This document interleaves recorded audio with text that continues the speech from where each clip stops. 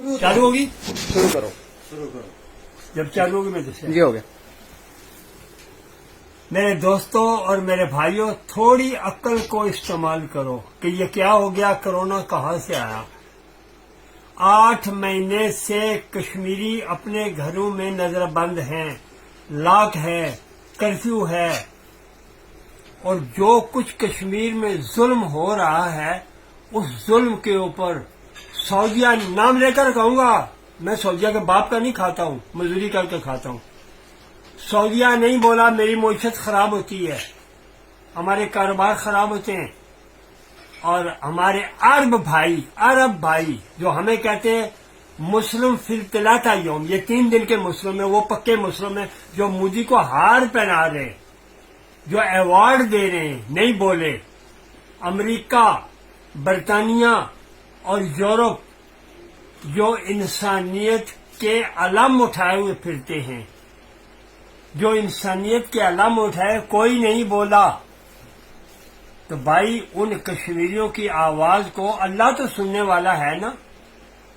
अब मजलूम की आवाज, अब मजलूमों की आंख ने अर्श को हिला दिया, अल्लाह के अर्श को हिला दिया। अब ऐसा करें, अब ले आए अपनी मईशत, लड़ ले इस छोटे से कोरोना से। कुछ भी नहीं होगा, तुम गर्क हो जाओगे इंशाअल्लाह। और कश्मीरी फिर जिंदाबाद, फलस्तीनी फिर जिंदाबाद।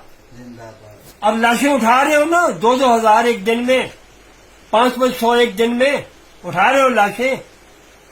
तो उनको कर्फ्यू लगा था, हमें पता नहीं था कर्फ्यू क्या होता है, अब पता चला है।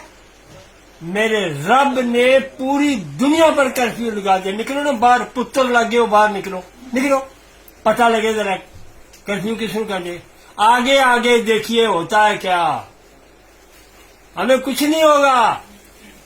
हमें जिंदगी देने से पहले हमारे मालिक ने हमारी मौत लिख दी है, आनी है, उसी दिन आनी है। मस्जिदें बंद कर दो, काबा बंद कर दो, हरमैन शरीफैन बंद कर दो।